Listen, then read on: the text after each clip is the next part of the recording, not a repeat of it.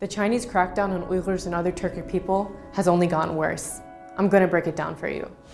You may have heard that China has detained millions of Uyghurs and other Turkic Muslims in torture-ridden concentration camps and prisons, where they are forced to denounce their religion and ethnic identity. Over a year ago, the UN claimed 1 million people were held in camps, but that number has risen. Uyghur activists now estimate at least 3 to 5 million people are held in camps. What you may not know is that this is all happening in an occupied nation called East Turkestan, or what China has renamed to as Xinjiang. In fact, Xinjiang means new colony. China calls the people of East Turkestan ethnic minorities, despite them being natives of the land for thousands of years.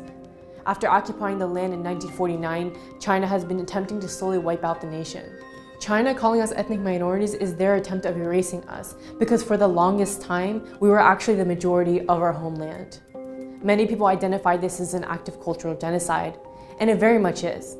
China is wiping out East Turkestan's history, including the fact that we are an occupied nation, its language, culture, and influential leaders. China is destroying our mosques, homes, and even graveyards and turning them into museums, parks, or parking lots. But this is all much more than a cultural genocide. There is ample evidence showing that it is physical too. There have been numerous reports of death, torture, forced sterilization, organ harvesting while prisoners are alive, people being drugged with unknown substances that cause memory loss and mental derangement, rape, and forced abortions.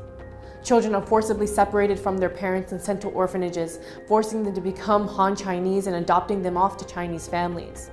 Thousands of Turkic detainees are being rounded up at night, put into trains, and sent to parts of mainland China to never be seen again. One former survivor of the camp system, Mehrigul Tursun, described how in her cell of 68 women, 9 women died during the 3 months she was detained. Now imagine, how many people would be dead if there are possibly more than 3 million Turkic people in camps and prisons? A cultural genocide can become a physical genocide when the former becomes too costly. The international community must start calling it a physical genocide before it is too late, because cultural genocide is not a defined crime in international law. And history has shown us that we often act too late, once the atrocities have already fully taken place. Unfortunately, it's not until we start seeing the mass graves that we call it a genocide. Recently, China has responded by claiming that 90% of these detainees have been released. But in reality, when they are released from these camps, they are transferred to prisons and sentenced to massive prison terms, anywhere from 10 to 15 years to life imprisonment.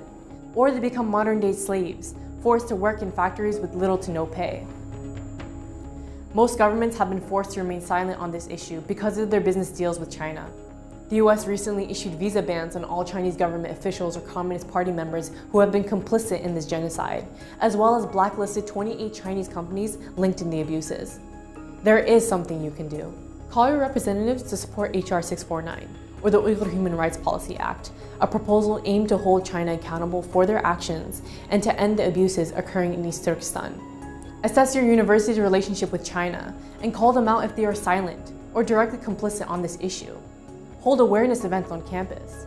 MIT has partnered with 3 major Chinese companies, iFlyTech, Huawei, and SenseTime, that have built the surveillance technologies being used to oppress and round up people into camps. Call out MIT for being directly involved with these crimes against humanity. Go to SaveUyghur.org to learn more on what you can do to help.